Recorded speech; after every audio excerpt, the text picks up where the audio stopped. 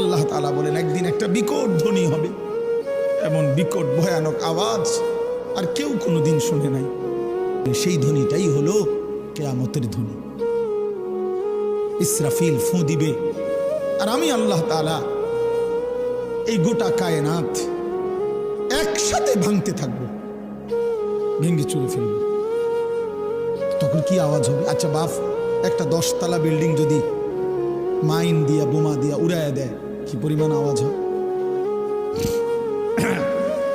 একটা district truck, এই যে রাস্তার ট্রাক, লরি, এগুলোর চাক্কা বড় বড়, এই ডিস্ট্রিক্টের চাক্কা যদি ব্রাস্ট হয়, কি পরিমাণ আওয়াজ হয়? 1 কিলো পরিমাণ চাইতে শোনা যায়, বোঝা যায় এটা ডিস্ট্রিক্ট চাক্কা ফুটছে। একটা ডিস্ট্রিক্ট ট্রাকের আওয়াজ এমন। একটা বিল্ডিং ভাঙলে কি পরিমাণ আওয়াজ হয়? ঢাকা শহরের সবগুলো বিল্ডিং যদি একসাথে ভাঙ্গা পড়ে, আওয়াজটা কেমন হবে চাচা? বিকট কি আওয়াজ হবে? হিমালয় পর্বতটা যদি ভেঙে পড়ে যায়, চুরচুর হয়ে যায়, কেমন হবে? তো আল্লাহ তাআলা বলেন, বান্দা এবার ভাবো তো, 7 আসমান আমি আল্লাহ একসাথে ভাঙ্গা ফেলবো, আওয়াজটা কেমন হবে? ইযাস সামাউন ফাতারাত, আসমান ভেঙে ভেঙে পড়বে, চুর চুর হয়ে পড়বে, কাচের মতো ভাঙতে থাকবে।